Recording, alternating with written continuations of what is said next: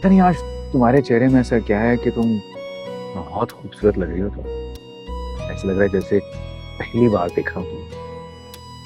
सिर्फ आज? नहीं नहीं, वैसे भी तो बहुत अच्छी लगती हो, लेकिन आज बहुत बहुत अच्छी लग रही हो। तुम ये सब कुछ सिर्फ इसलिए बोल रहे हो क्योंकि तुम्हें अपनी गलती की माफी जल्दी मिल गई है। इससे तुम्हारी यही बात मुझे बहुत अच्छी लगती है। कौन सी बात? यही कि जितना वक्त मैं बात बिगाड़ने में लगाता हूँ उससे कई कम वक्त तुम बात बनाने में लगाती हो। जिंदगी गुजारने का फैसला किया है तो किसी को तो एडजस्ट करना पड़ेगा, किसी एक को तो धीमा होना पड़ेगा। तो मैंने फैसला कर लिया कि तुम हमारा ऑफिस ज्वाइन करोगी। रियली? जल्दी से ऑफिस ज्वाइन करो, काम समझो, डैड से बात कर लूंगा। और अगर उन्होंने मना कर दिया तो? मैं कहूंगा तो नहीं मना करेंगे, लेकिन अगर मना किया भी तो मना लूंगा मैं। I really want you to pursue your dreams. खुश? बहुत खुश। खाना कहाँ? आ गया।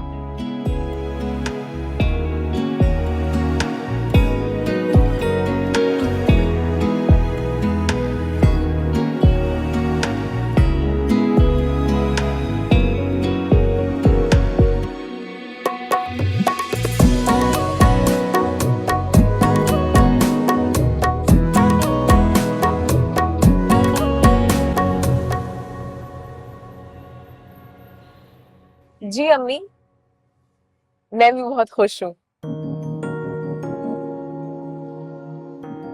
लेकिन आप कल आ जाए ना, ऑफिस से नेक्स्ट वीक से ज्वाइन करना है। मैं तो कल घर पे ही हूँ। ओके, अल्लाह हाफिज।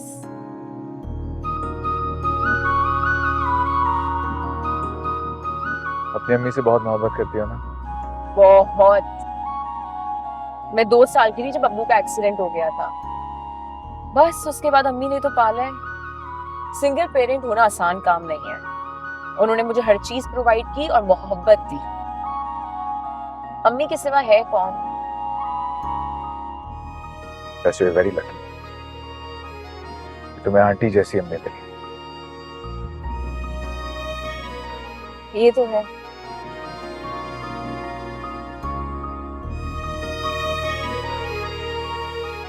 उम्र, अगर मैं जॉब के अलावा तुमसे कुछ मांगूंगी तो तुम मना तो नहीं करोगे? Of course, Saira. मोहब्बत करता हूँ तुमसे, तुम कुछ भी मांगोगी तो मैं ला के दूंगा। तुम बस बोलो तो सही। उमेर, मैं चाहती हूँ कि तुम अपनी अम्मी के साथ अपने रिलेशन बेहतर कर लो।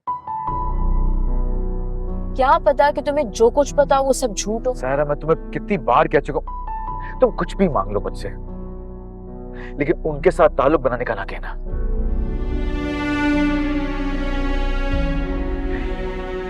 वैसे मुझे भी तुम्हारा उनसे बात करना बिल्कुल अच्छा नहीं लगता, तुम उनसे दूर रहा करो। उमेर, मुझे समझ नहीं आता कि उनकी गलती क्या है, कसूर क्या है। क्योंकि मैं उन्हें मां समझता ही नहीं हूँ। जिस औरत ने खानदान की इज्जत मिट्टी में मिला दी वो मेरे लिए कुछ भी नहीं हो सकती। आइंदा प्लीज उनका नाम मेरे सामने मत लेना यार।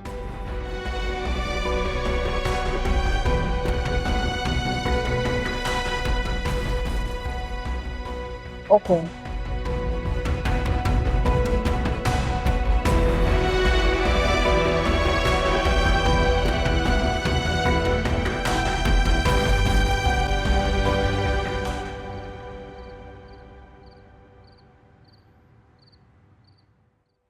भैया भाई, मुझे तो तुम कुछ करते नजर नहीं आ रहे।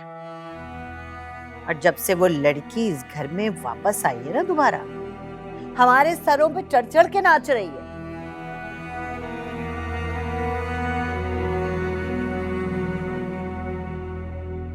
तुम्हारी तो खैर है, तुम उमेर के बाप हो, मगर हमें तो वो मेहमान ही कहती है। जब दिल चाहेगा उमेर से कह के हमें घर से बाहर निकलवा दे।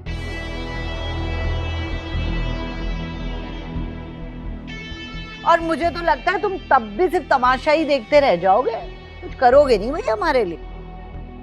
ऐसा कुछ नहीं है आपा जान। आप मेरी वक्ती खामोशी को मेरी कमजोरी मत समझें। मुझे लगता है अभी तक जो कुछ भी मैंने किया है जल्दबाजी में किया है, और अब जो कुछ भी करना है बहुत सोच समझ के करना है, ताकि हमारी मेहनत में पानी ना भर जाए।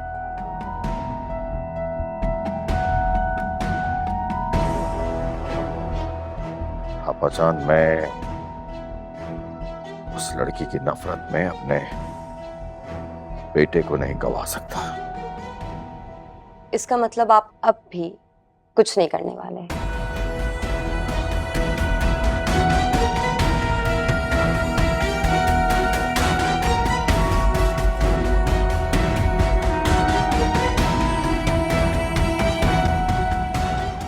अरे उमर, काफी देर कर दी आने में। डैड, हम खाने पे गए हुए थे।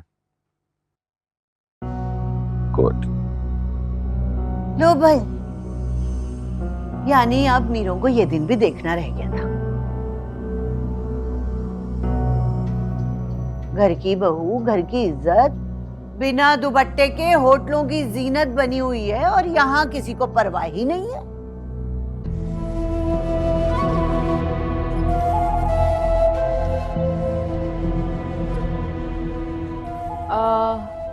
मैं तुम्हें डैड को जॉब के बारे में बताना था ना, बताओ।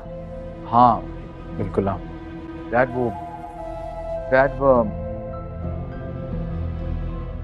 मैंने बहुत सोच समझ के फैसला किया कि क्यों ना हम जायरा को अपनी ही कंपनी में जॉब दे दें।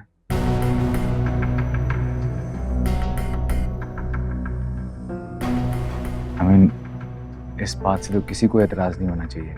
एंड आई होप आपको भी कोई एतराज नहीं होगा।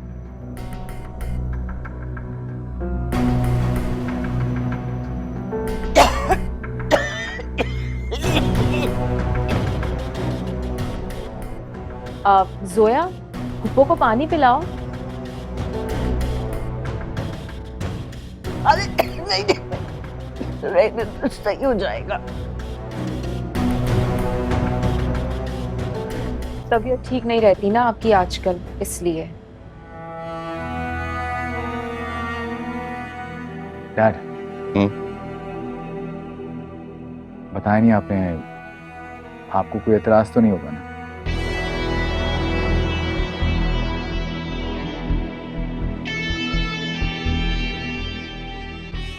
नहीं, बिल्कुल भी नहीं।